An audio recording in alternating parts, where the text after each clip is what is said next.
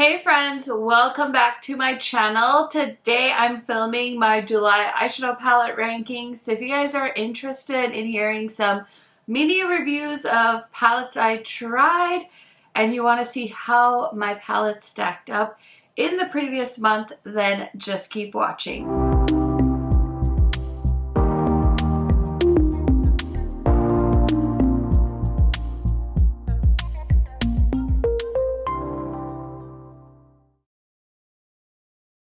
If you guys are new to my channel, welcome. My name is KARENHARRIS. I like to film tan girl friendly makeup videos here on YouTube.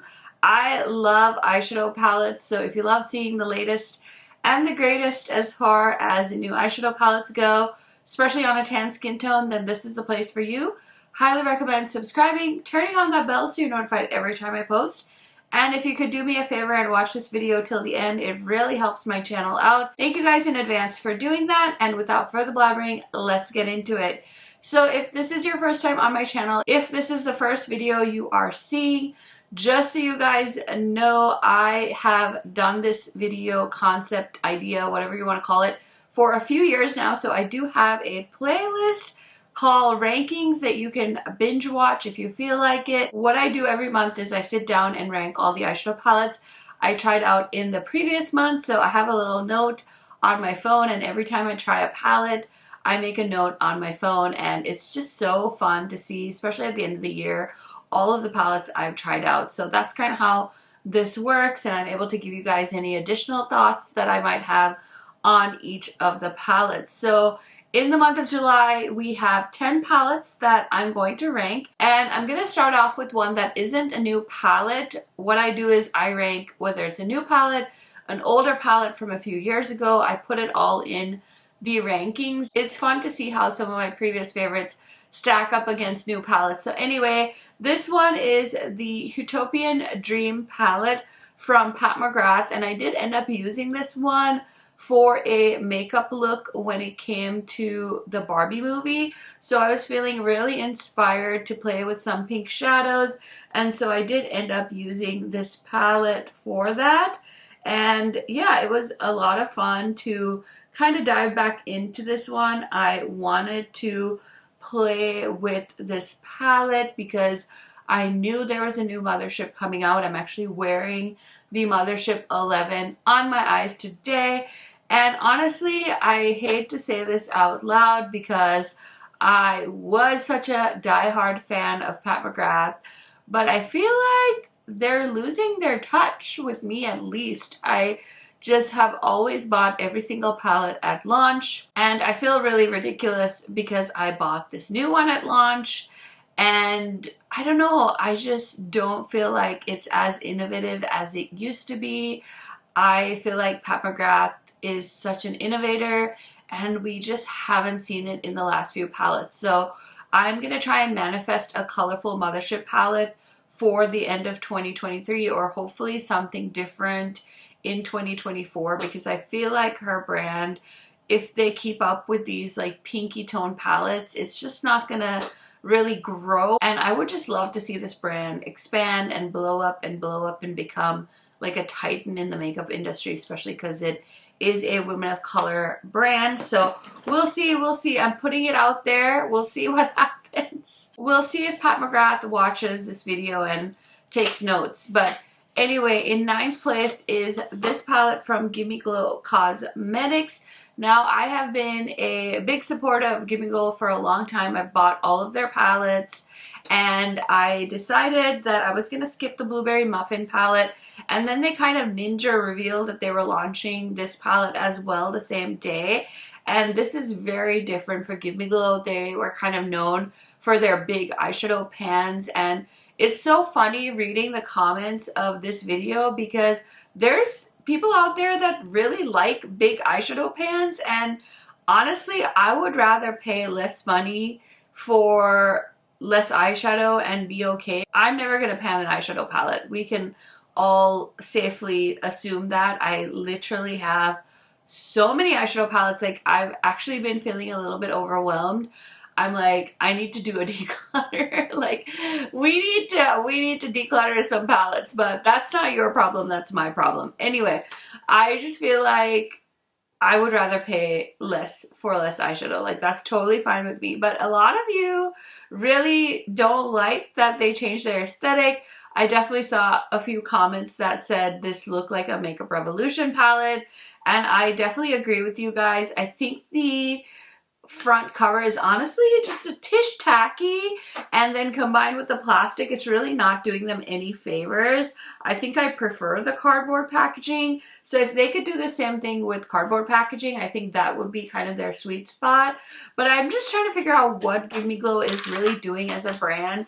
They're not one for influencer marketing, and I feel like there is a lot to credit influencer marketing. I know that some people have a hard time with it, but I feel like the industry is really slowing down. People aren't consuming as much makeup as I feel like they did maybe at the start of the pandemic, even before that. And with the economy the way it is, I feel like people are slowing down their purchases.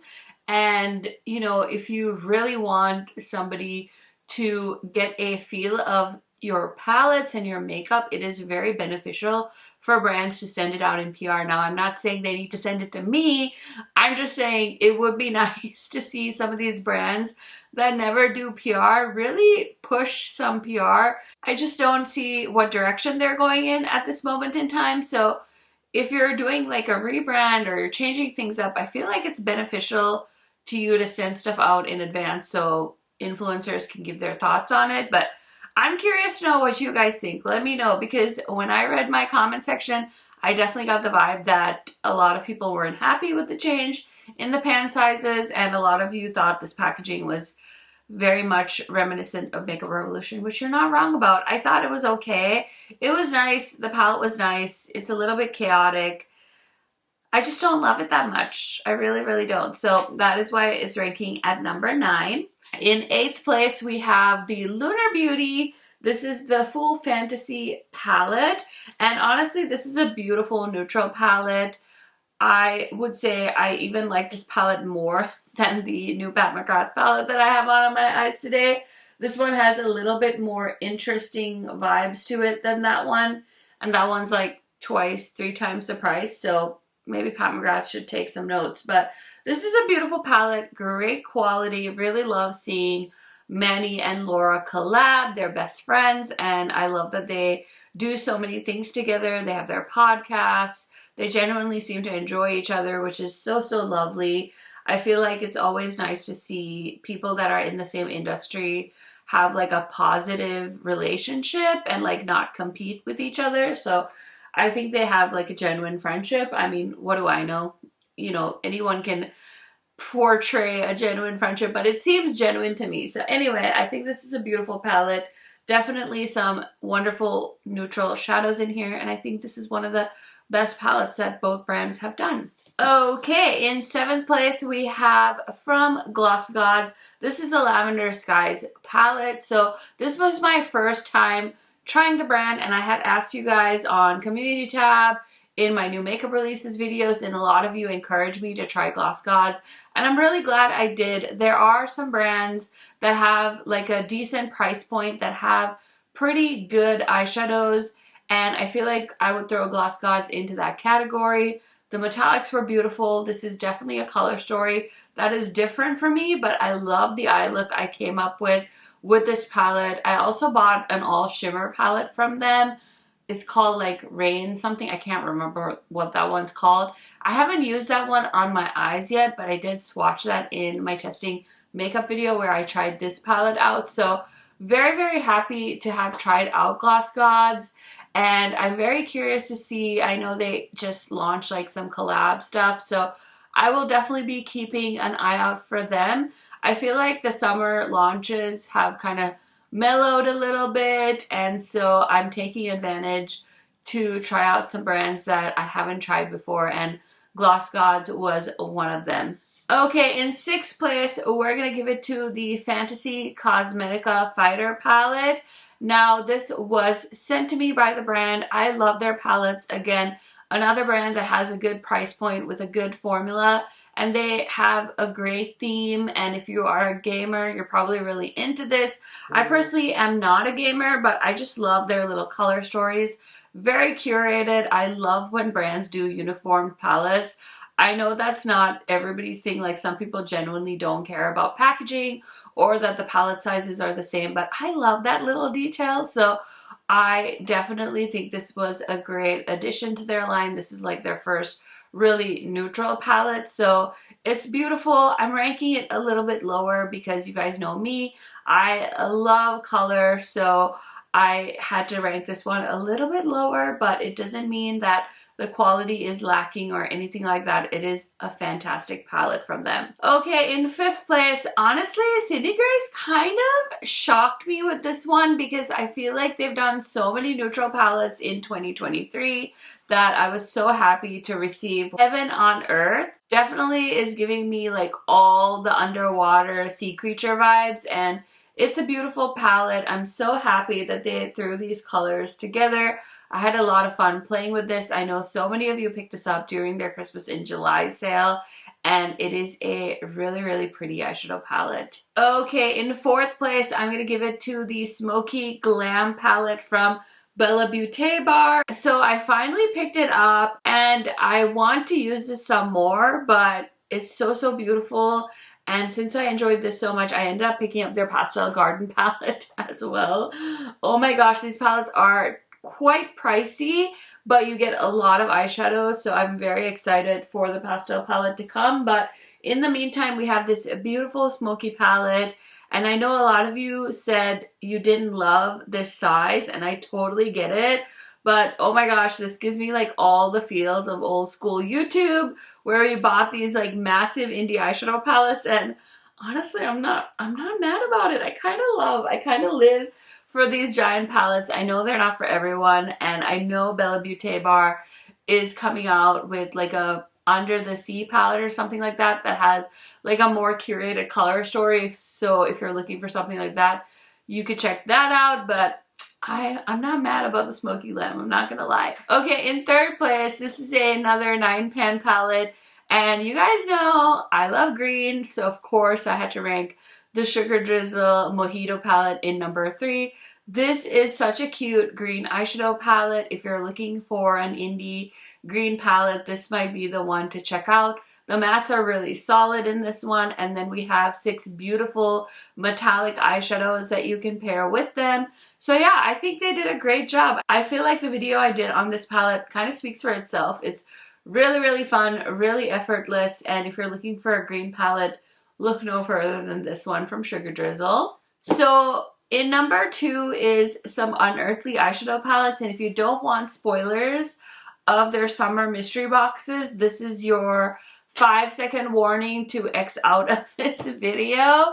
I have to rank these together because honestly I can't decide, but I have the Get Groovy and Spaced Out palettes from Unearthly Cosmetics. I honestly couldn't pick. I feel like they're so different, but also you can combine these two together. So the Get Groovy palette is kind of a rainbow palette with mid-tone mattes and metallics. So the Spaced Out palette has 2 deep mattes, so you can combine these together and create some really smoky, beautiful, colorful eyeshadow looks. So I think these pair well together. I think you can use them separate. I feel like Amanda is a genius walking among us when it comes to color stories. She really plans her palettes out, and to me, like, I don't struggle with color combos, but it takes me like a second to figure it out. And of course, I'm like, oh my gosh, she arranged this not only to be duos, but you can also consider this a quad, or you can even consider this a 6-pan, a little mini palette, and then treat this like a 6-pan mini palette. So I feel like that's pretty freaking genius, because I don't know how long it would have taken me to figure that layout out, and she does it so smartly and makes it look absolutely effortless. This is such a unusual color story, yet it is so beautiful and flattering on the eyes. So I feel like she did an amazing job. I'm actually wondering in my head why I didn't rank those as number 1, because I had so many good things to say about them. But in first place, I feel like this one just is such a workhorse palette. It kind of gives me Blend Bunny Blends vibes, but I did pick up the Best Matte palette from Bella Beaute Bar. This is a collaboration between Ellie Starr and Brittany Huffman, and it's just a giant all matte colorful eyeshadow palette. I've used this multiple times in the month of July. I combined it with so many all shimmer palettes that I received. Like I think I got Lethal Cosmetics eyeshadows and the Clionadh shadows. Like I was able to use this palette with those and create gorgeous eye looks. So I feel like this is a workhorse palette. If you're looking for some gorgeous matte shades, you have everything you need here. And I believe these palettes are all magnetized, so you can rearrange the colors however you feel. I know they've been encouraging people to do like build your own palettes with this as well. So a very, very fun, very essential palette for the brand. And yeah, because of that, I gave it the #1 spot. The eyeshadows work great. They're super easy to use. And if anything, I would have said put more mattes in this palette so we could have had even more shades. But you can really taste the rainbow with this one. So that is my #1 palette for July. Let me know in the comments, what was your favorite palette of July? What was your favorite purchase of July? Are you surprised by the palettes and how I rank them? You guys know I love chatting to you in the comments. So yeah, leave me a comment down below. Thank you guys so much for hanging out with me, spending time with me. I will link all of the palettes I mentioned in today's video in the description box. And if I have any affiliate links or codes, I will share them down there as well. If you guys use any of my codes or links to shop, thank you guys so much in advance. It really helps me out, helps me put it right back into my channel, and I'm so grateful for that. I hope you guys are having a wonderful day, and I will see you in another video very soon. Bye for now.